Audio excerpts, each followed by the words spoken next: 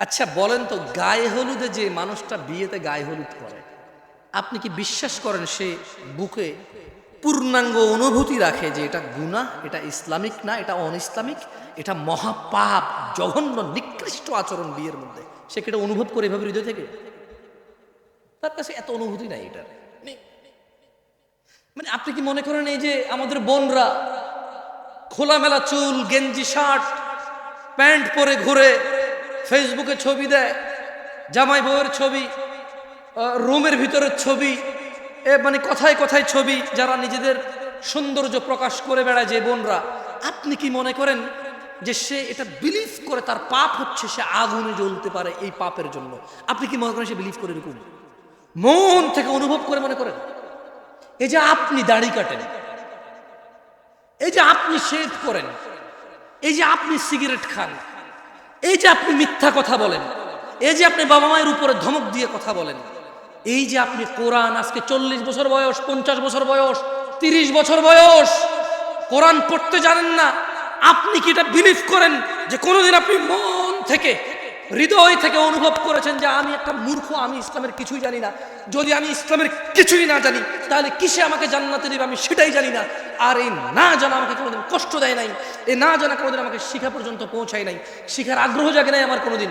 আপনি কি মনে করেন আপনি এটা বিলিভ করেন? মনে করেন না, এটা এরকম না।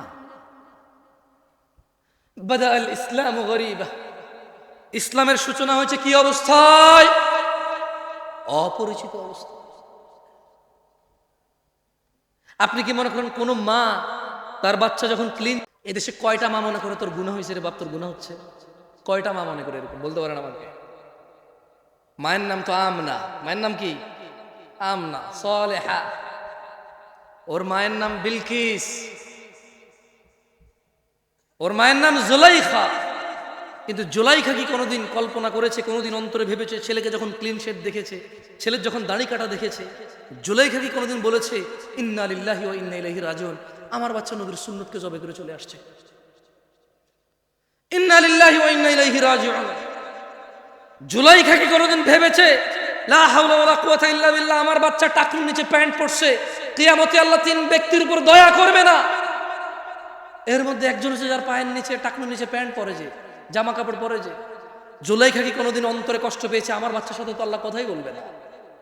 এদেশের আব্দুল্লাহ, আব্দুর রহমান, আব্দুর রহিমরা, এদেশের জামশেদরা কি কখনো এরকম নিজের বাচ্চার টাকনুর নিচে প্যান্ট দেখে কি কখনো কল্পনা করেছে হায় রে আমার আদরের সন্তানটার সাথে আল্লাহ কথাও বলবে না, দয়াও করবে না, রে কি করলো আমার ছেলে? এই দেশের জামশেদরা, আব্দুল্লাহরা, আব্দুর রহমানরা, এই দেশের আব্দুল করিমরা কখনো কি নিজের ছেলেটা ফজরে ঘুমিয়ে আছে ভেবেছে যে আমার বাচ্চাটা মারা গেলে জাহান্নামে চলে যাবে সলাতের হেফাজতকারী না বলে? কোনোদিন কি কল্পনা করেছে এই দেশের আব্দুল করিমরা? বলেছে? বলেন তো। ইসলাম তাহলে ওর কাছে কতটুকু পরিচিত? ওই ইসলামকে কতটুকু জানে? কিভাবে জানে ইসলামকে সে? আমাকে কি একটু বলতে পারেন আপনারা? যে দেশের ভ্যান ড্রাইভার, রিক্সা ড্রাইভাররা সারা দিন কষ্ট করে 800 টাকার জন্য, অথচ ফজরের 2 রাকাত সুন্নত দুনিয়াতে যা আছে এর চাইতে বেশি, সে ফজরের 2 রাকাতে যায় না, 800 টাকার পিছে ঘুরে। কোনদিন কি এদেশের আমার দরিদ্র মুসলমানরা কি ভেবেছে যে দিনে 12 রাকাত সুন্নতে মুআক্কাদা, ফজরে 2, জোহরে 6, মাগরিবে 2, ইশায় 2, এই 12 রাকাত সুন্নত যে পড়ে আল্লাহ তার জন্য জান্নাতে ঘর নির্মাণ করে? কয়জন নিয়েছে বেনিফিট? কতজন ইসলামে এটা বুকে লালন করে? আমরা ইসলামকে কিভাবে জানি?